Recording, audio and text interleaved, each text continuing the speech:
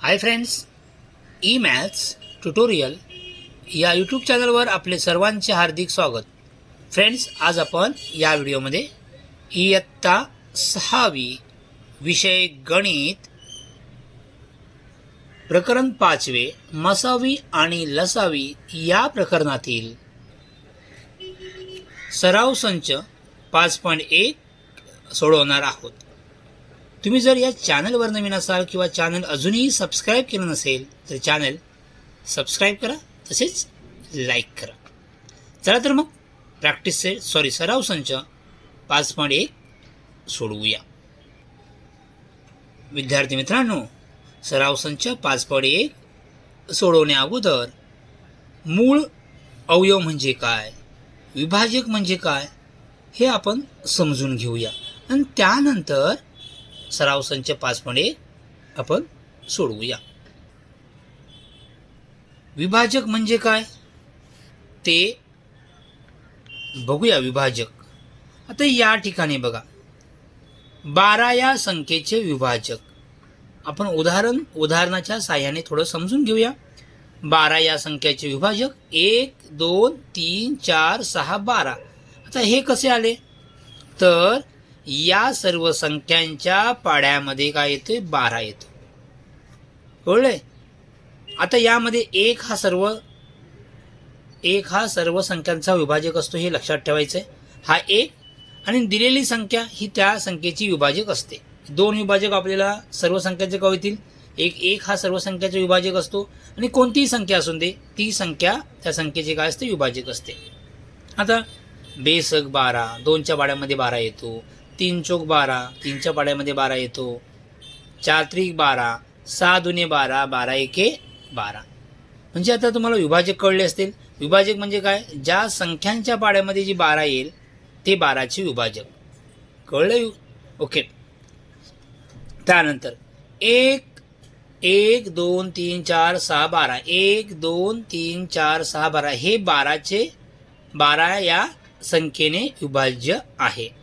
कळले? हे विभाजक आहे. उलट सांगितलं तर 1 2 3 4 6 12 हे 12 या संख्येने विभाज्य आहे. आता विभाज्य म्हणजे काय बघा, ज्या संख्येने निशेष भाग जातो ती संख्या विभाजक असते.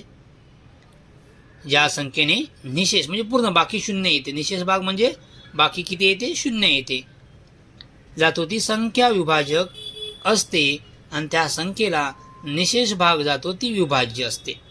ओके, ते काय असते, विभाज्य असते. त्यानंतर आता आपण मूळ अवयव म्हणजे काय ते बघूया. मूळ अवयव बघण्या अगोदर आपण मूळ संख्या कोणत्या आहेत ते बघूया. या अगोदरच्या प्रकरणामध्ये मूळ संख्यांचा अभ्यास केलेला आहे. मूळ संख्या 2 3 5 7 11 13 17 19 यासारख्या अनेक संख्या आहेत. या संख्या कोणत्याही पाड्यांमध्ये येत नाहीत. कळले? त्या संख्यांना काय म्हणतो आपण, मूळ संख्या. म्हणजे जे आपण संख्यांचे मूळ विभाजक काढणार आहोत ते यापैकीच कोणती तरी संख्या असली पाहिजे, मूळ संख्याच असणं आवश्यक आहे. ओके. आता आपण मूळ अवयवांच्या गुणाकारात संख्या कशी लिहितात ते बघूया. आता पुस्तकात काही उदाहरण सोडवून दिलेले आहेत, त्यांचा अभ्यास करूया. 24 या संख्येचे मूळ अवयव काढा. आता कसं आहे, 3 पद्धती आहेत. ही आहे ट्री डायग्राम, त्यानंतर आडवी मांडणी, उभी मांडणी, अशा 3 पद्धती आहेत. ही पहिली पद्धत बघूया. ही 24 ही संख्या. तर 24 संख्या कोणत्या पाड्यामध्ये येते, 4 सक 24, 12 दुणे 24, कसंही घेऊ शकतो, तुम्हाला जे आठवेल ते घ्यायचं.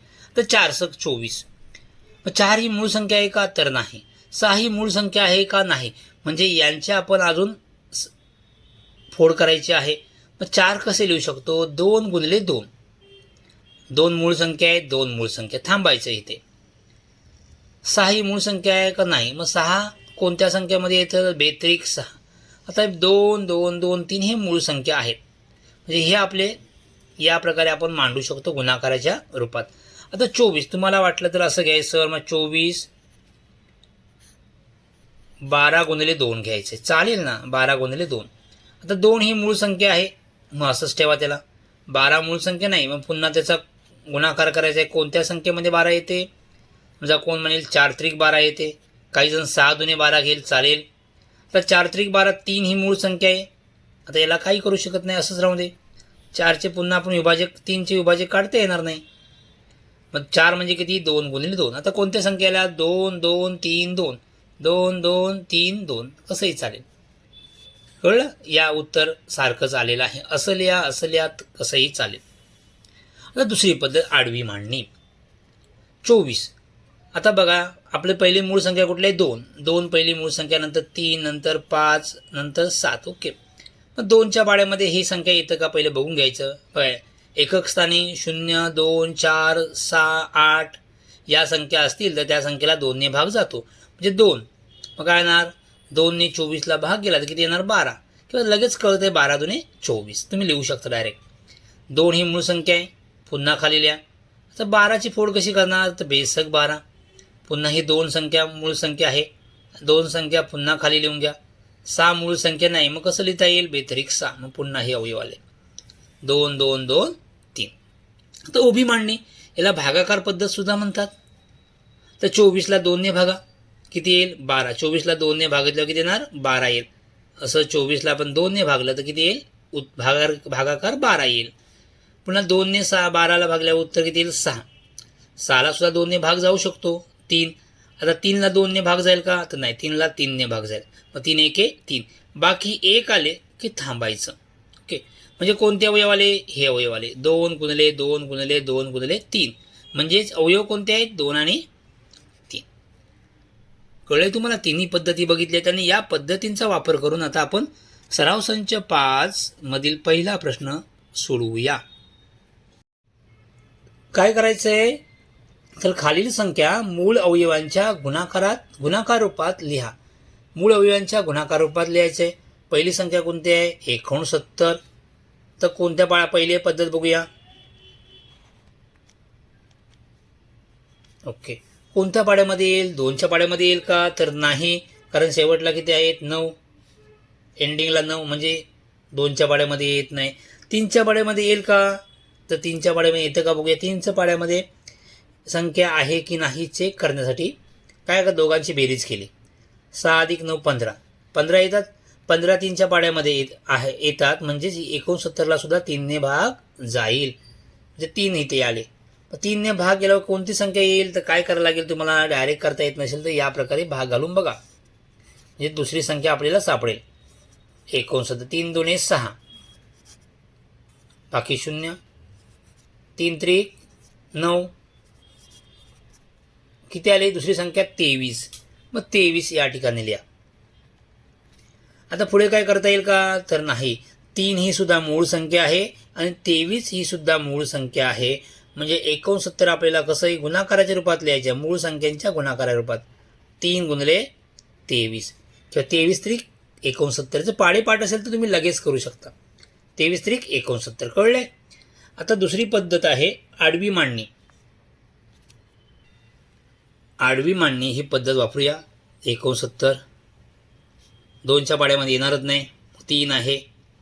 3 ने या संख्येला भागा, किती उत्तर येतं? 23. 23 ही संख्या संपली इथं, कारण दोन्ही संख्या मूळ संख्या लगेच सापडलेल्या आहेत. आता उभी मांडणी. कळलं? उभी मांडणी काय येणार? उभी मांडणी याला भागाकार पद्धत असे म्हणतात. 23 ही संख्या घेतली, 2 ने भाग जात नाही, आपण पाहिलंय. 3 ने भाग जातो. ओके, सॉरी, 69 इथे कुठे येणार? 69. आपण 23 घेतली. 69ला 3 ने भाग गेल्यावर किती येतात? 23. ओके. 69ला 3 ने भाग गेला किती? उत्तर येते 23.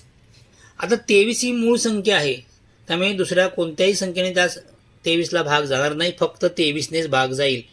23 एके 23, भागाकार किती येईल? 1. 23 एके 23, म्हणजे उत्तर काय आलं बघा या ठिकाणी? 69 बरोबर दोघांचा गुणाकार करायचा, दोन संख्यांचा, 3 गुणिले 23. तुम्हाला तिन्ही पद्धतीने आपण मूळ अवयवांचा अवयवांच्या गुणाकार रूपात मांडलेले आहेत. आणखी एक संख्या बघूया. दुसरी संख्या कोणती आहे? 27. 27चे मूळ अवयवांच्या गुणाकार रूपात आपण मांडूया. 27 पहिली पद्धत. विद्यार्थी मित्रांनो, परीक्षेमध्ये कोणत्याही एका पद्धतीने उदाहरण सोडवायचं आहे, तिन्ही पद्धतीने नाही. तुम्हाला जी सोपी पद्धत वाटेल त्याच पद्धतीने तुम्ही हे मूळ अवयव काढायचे आहेत आणि गुणाकाराच्या रूपात मांडायचे आहेत. तिन्ही पद्धतीने एक्झाममध्ये परीक्षेमध्ये सोडवत बसायचं नाही. तुम्हाला जी आवडेल त्या पद्धतीने उदाहरण सोडवायचं आहे. 27 सोपी लहान संख्या आहे, लगेच कळेल कोणत्या पाड्यामध्ये येते. 3 9 27. ओके, इथे मूळ संख्या असणं गरजेचं आहे. मग 3 ही मूळ संख्या आहे. ओके, 9 मूळ संख्या आहे का? तर नाही. मग 9 कोणत्या पाड्यामध्ये गुणाकाराच्या रूपात कसं मांडू शकतो? तर 3च्या पाड्यामध्ये येते. 3 गुणिले 3 3 त्रिक 9 सापडले अवयव. म्हणजे 3 3 3 हे मूळ संख्या आहेत. 3 ही मूळ संख्या आहे, म्हणजे 27 आपण या प्रकारे लिहू शकतो. बघा, 3 त्रिक 9 9 त्रिक 27. तर दुसरी पद्धत कोणती पद्धत? आडवी पद्धत.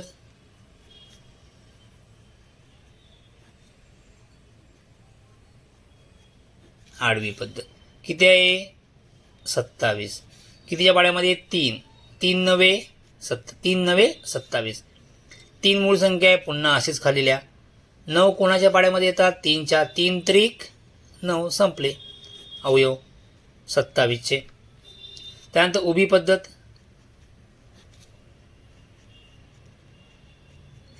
उभी पद्धत भागाकार करायचा आहे. कोणती संख्या आहे? 27. 2 ने भाग जाईल का 27ला? तर नाही. मग 3 ने जातो. 3 ने 27ला भाग घालवा. 3 9 27 9 येईल. 9ला 2 ने भाग जाईल का? नाही. मग 3 ने भाग जाईल. 3 त्रिक 9. 3 ने 9ला भाग आला. भागाकार केल्यानंतर भागाकार किती येईल? 3 येईल. पुन्हा 3ला 3 ने भाग जाईल. 3 1 3. काय कळतोय? कळलं ना? पहिले 27ला आपण 3 ने भाग गेलं. मग 3 9 27. हे 9 इथे घेतले. पुन्हा 9ला 3 ने भाग गेले. किती? 3 त्रिक 9. मग हे 3 इथे घेतले आणि 3ला पुन्हा 3 ने भाग घालवल्यावर उत्तर भागाकार किती येईल? भागाकार 1 येईल. भागाकार 1 भागाकार किती? वरती 1 येईल. ओके, म्हणजे हा 1 येईपर्यंत थांबायचं. या ठिकाणी 1 आलं की उत्तर इथे काय करायचं? आपण स्टॉप करायचं. म्हणजेच याचं उत्तर काय लिहिणार आपण? 27 बरोबर 3 गुणिले 3 गुणिले 3. बघा, तिन्ही पद्धतीने उत्तर सारखं आलंय. ओके, नेक्स्ट तिसरी संख्या 78. पहिली पद्धत 78. या संख्येला कोणत्या संख्येने भाग जाईल? आठवत नसेल, एंडिंगला 2 आहे, एकक स्थानी 8 आहेत. एकक स्थानी 8 आहे म्हणजे या संख्येला 2 ने भाग जाईल. 2 ने भाग जाईल. 2 ही मूळ संख्या आहे, याला राऊंड केलंय. 2 ने भाग जर जात असेल तर 78ला 2 ने भाग घालून बघा किती येतं उत्तर. बेसक 12 बेत्रिक 6 बेत्रिक 6 उरला 1 18 2 9 18. किती आले इथे भागाकार? 39. मग या ठिकाणी किती येणार? 39. ओके, वर्तुळामधली मूळ संख्या आहे म्हणजे ही अशीच राहील. आता ही 39 मूळ संख्या आहे का? तर नाही. 39 कोणत्या पाड्यामध्ये येईल? तर 13 त्रिक 39. लगेच कळतं. ह्या 3 ही मूळ संख्या आहे. 13 सुद्धा मूळ संख्या आहे. म्हणजेच 78 संख्या कसं लिहिता येईल आपल्याला? 78 बरोबर 2 गुणिले 3 गुणिले 13. कळलंय तुम्हाला? ओके, नेक्स्ट पद्धत. कुठली पद्धत? आडवी मांडणी.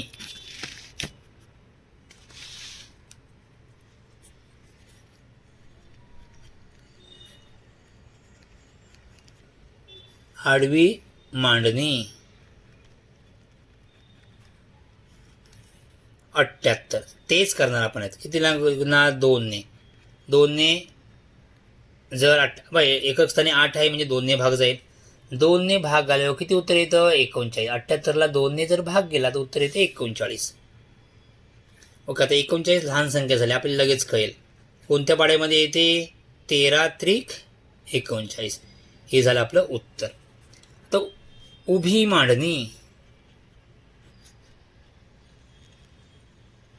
उभी मांडणी. ओके, उभी मांडणी करूया. कोणती संख्या आहे? 78. 78ला 2 ने भाग गेला तर भागाकार किती येतो? 39. आता 2 ने भाग जाईल का 39ला? तर नाही जाणार. 3 ने भाग जाईल. 3 आणि 9 12. 12 3च्या पाड्यामध्ये येतं म्हणजे 3 ने भाग जाईल. 3 ने भाग गेल्यावर किती येणार? 39ला 3 ने जर भाग गेला तर माहिती आहे आपला 3 ने भाग 3 1 3 आणि 3 त्रिक 9 म्हणजे किती येणार? 13 येईल. 13 ही मूळ संख्या आहे म्हणजे 13नेच भाग जाईल. 13 1 13 म्हणजे अवयव काय आले? 78 बरोबर 2 गुणिले 3 गुणिले 13. कळलंय तुम्हाला? Okay, next. 126 या पद्धतीने 2 ने भाग घालवल्यानंतर किती येतो? 63. 63 म्हणजे 7 नव्हे 63. 7 मूळ संख्या आहे. 9 कशी येणार? 3 गुणिले 3 म्हणजे हीच संख्या कशी येणार? 126 बरोबर 2 गुणिले 7 गुणिले 3 गुणिले 3. हे वर्तुळामधले मूळ संख्या आहेत, चौकोनामध्ये मूळ संख्या नाहीत, संयुक्त संख्या आहेत. 2 गुणिले 7 गुणिले 3 गुणिले 3. त्यानंतर ही आडवी मांडणी, ही आहे उभी मांडणी. सो या प्रकारे पहिला प्रश्न केलेला आहे. आता आपण दुसरा प्रश्न सोडवूया. प्रश्न दुसरा. खालील संख्यांचे सर्व विभाजक लिहा. विभाजक म्हणजेच बघा काय? 18चे विभाजक. 18 ही संख्या कोणकोणत्या पाड्यामध्ये येते? तर 1 2 3 4 6 9 आणि 18. बघा, 1 हा विभाजक सर्व संख्यांना लिहायचा आहे. एक सर्व संख्यांचा 1 हा विभाजक असतो. ओके, हा 1 तुम्हाला कळले. आणि जी संख्या दिली तो सुद्धा विभाजक असतो. कारण 18 1 18. 18च्या पाड्यामध्ये 18 येणारच. ओके, हे 2 तर कोणतीही संख्या असो. 56चे विभाजक 1 आणि 56. मग समजा तुम्हाला सांगितले खालील संख्येचे कोणतेही 2 विभाजक लिहा, तर संख्या लगेच कळेल कोणते 2 आहेत ते. ओके, 2 विभाजक सांगतील लिहायला, 4 विभाजक लिहायला सांगतील, 5 विभाजक लिहायला सांगतील किंवा सर्व विभाजक तुम्हाला लिहायला सांगू शकतात. आता या ठिकाणी 18चे विभाजक म्हणजेच काय? 18 ही संख्या कोणत्या पाड्यांमध्ये येते? 1 2 9 18 3 6 18 7 3 18 9 2 18 18 1 18. 56 1 हा कंपल्सरी लिहायचीच आहे. एकक स्थानी 6 आहे म्हणजे 2च्या पाड्यामध्ये येणार. 4 ने भाग घालून बघा, 4 ने भाग जाईल. 7 8 56 8 7 56 14 चौक 56 28 2 56 आणि 56 1 56. हे झाले 56चे विभाजक. 120चे विभाजक किती आहेत ते बघा. 1 2 3 4 5 6 8. 8 ने भाग जाईल 10 ने, 12 ने, 15 ने, 24 ने, 20 ने, 24 ने, 30 40 60 120. हे 120चे विभाजक आहेत. ओके, त्यानंतर 256चे विभाजक हे आहेत. कळलं? त्यानंतर 67चे विभाजक. हे 2च का आले? कारण ही मूळ संख्या आहे. मूळ संख्येचे विभाजक 2च असतात. एक तर 1 असतो आणि ती संख्या. मूळ संख्या कोणत्या पाड्यामध्ये येते का? तर नाही येत. म्हणजेच मूळ संख्येचे फक्त किती अवयव असतात? विभाजक असतात, 2 विभाजक असतात. सो फ्रेंड्स, आपण 5.1 पूर्ण सोडवला आहे. तुम्हाला व्हिडिओ आवडला असेल तर नक्की सबस्क्राईब करायला कंजूसी करू नका. ओके, आणि लाईकसुद्धा करा. थँक्यू.